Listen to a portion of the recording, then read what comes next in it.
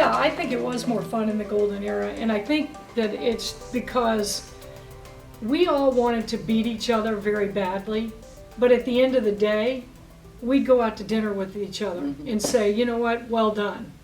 And now it's kind of how Joanne alluded to the fact that she has fun.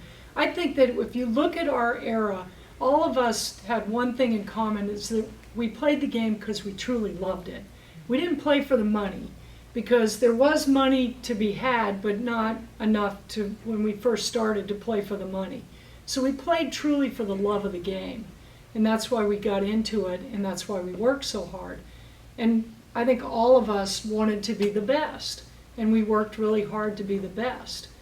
But then, at the end of the day, like I say, we wanted to beat each other's brains in, but if we didn't, you could really respect what the other person did. And we did, throughout the tour, I was really good friends with Patty Sheehan and some other players, and we would always hey, let's go to dinner this week, and let's do this and that. And we all knew what was going on in each other's lives and kept up with that and really cared about each other.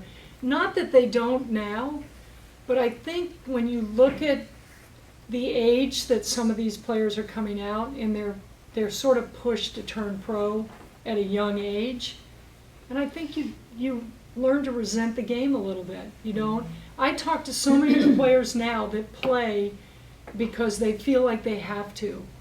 They don't play because they love it. We never had to support anybody else. That's true. Yeah, that's true. I mean, too. it's big business No now. families Yeah, and it is big trainers business. and Yeah. The entourage. Yeah, You didn't have It's become entourage. such a business, but I think that still the main parties, you think of the personalities. I mean, we all had our own fans.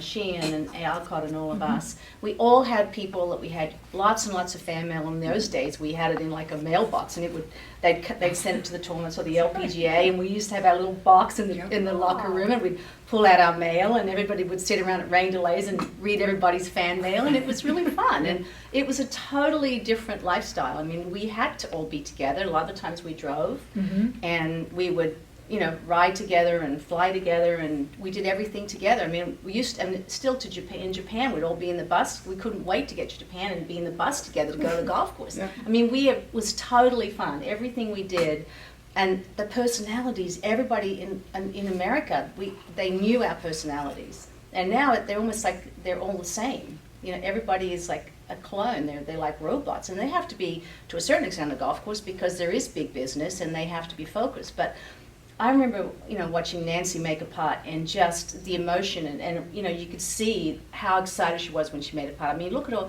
remember all the photos of her making a putt and jumping up and down. I remember she made a putt in Portland to beat me, and it was only 4 feet, and she jumped this high off the ground, and I was like, damn it! It was like, but the emotion, she wanted it so bad, and you don't see that anymore. It's just like it's a job.